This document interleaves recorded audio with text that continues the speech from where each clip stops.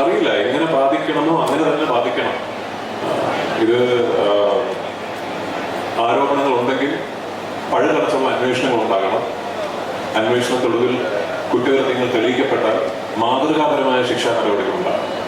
അങ്ങനെ തന്നെ ഇതിനൊരു അവസാനം ഉണ്ടാകാൻ സാധിക്കുള്ളൂ.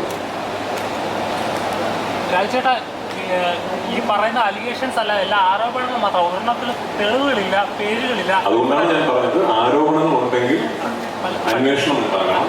പക്ഷേ വ്യക്തികളുടെ പേരുകളല്ല.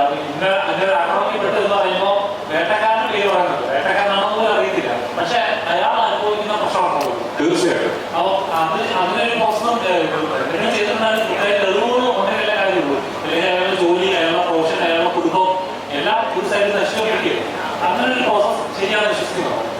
അതാണല്ലോ ഈ നാട്ടിലെ നിയമവ്യവസ്ഥിതി അനുശാസിക്കുന്ന പ്രോസസ്. അതാണ് ഞാൻ പറഞ്ഞത്. ആരോപണങ്ങൾ ഉണ്ടാവുകയാണെങ്കിൽ അന്വേഷണങ്ങൾ ഉണ്ടാകണം. അന്വേഷണങ്ങൾ ഉണ്ടായി കുറ്റകൃത്യം തെളിയിക്കപ്പെടുകയാണെങ്കിൽ മാതൃകാപരമായ ശിക്ഷാ നടപടി ഉണ്ടാകണം. ഇനി അതല്ല, അന്വേഷണത്തിനൊടുവിൽ ഈ ആരോപണങ്ങൾ കള്ളമായിരുന്നു എന്ന് തെളിയിക്കപ്പെട്ടാൽ മറിച്ചും മാതൃകാപരമായ ശിക്ഷാ നടപടികൾ ഉണ്ടാകണം.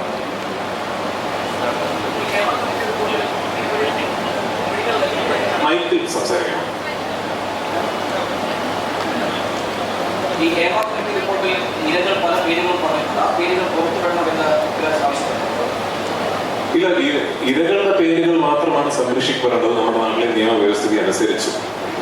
ആരോപണ വിധേയരുടെ പേരുകൾ സംരക്ഷിക്കപ്പെടാൻ ഒരു നിയമവ്യവസ്ഥിതി ഇന്ന് നാട്ടിൽ ഇല്ലാത്തിടത്തോളം കാലം അത് പുറത്തുവിടുന്നതിൽ നിയമ തടസ്സങ്ങളുണ്ടെന്ന് ഞാൻ കരുതുന്നില്ല. So it's up to the government. ആ കമ്മിറ്റി റിപ്പോർട്ടിലുള്ള പേരുകൾ പുറത്തു വിടണോ വിടണ്ടേ എന്നുള്ള തീരുമാനം എടുക്കേണ്ടത് ഞാനോ നിങ്ങളോ അല്ല, അധികാരത്തിരിക്കുന്ന ആൾക്കാരാണ്.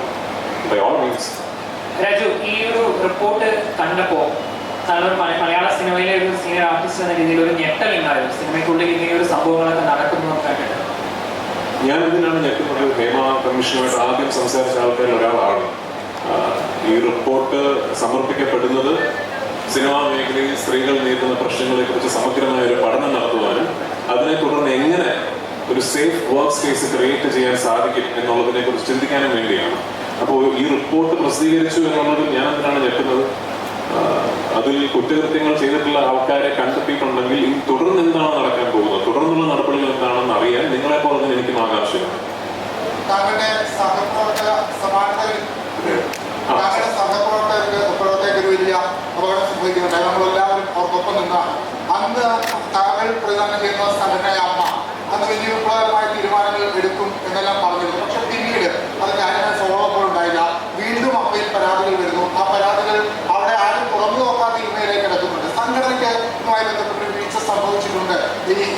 ഇപ്പോൾ താങ്കളുടെ കൂടെ അഭിനയിച്ച ഒരു സ്ത്രീ ഇന്ന് അവരുടെ പേര് പറയുന്നില്ല, അവരിന്ന് വർഷങ്ങൾക്ക് മുമ്പ് അയച്ച ഇമെയിൽ അതിനൊരു നടപടി ഉണ്ടായിട്ടുണ്ടായിരുന്നു. ഇതൊക്കെ വളരെ പരിതാപകരമാണ്. സംഘടന ഈ വിഷയത്തിൽ ഇടപെടുന്നില്ല എന്നുള്ളത് കാണിക്കുന്നു. തീർച്ചയായിട്ടും അതെ, വീഴ്ച സംഭവിച്ചിട്ടുണ്ട് എന്നുള്ളതിൽ യാതൊരു സംശയവുമില്ല.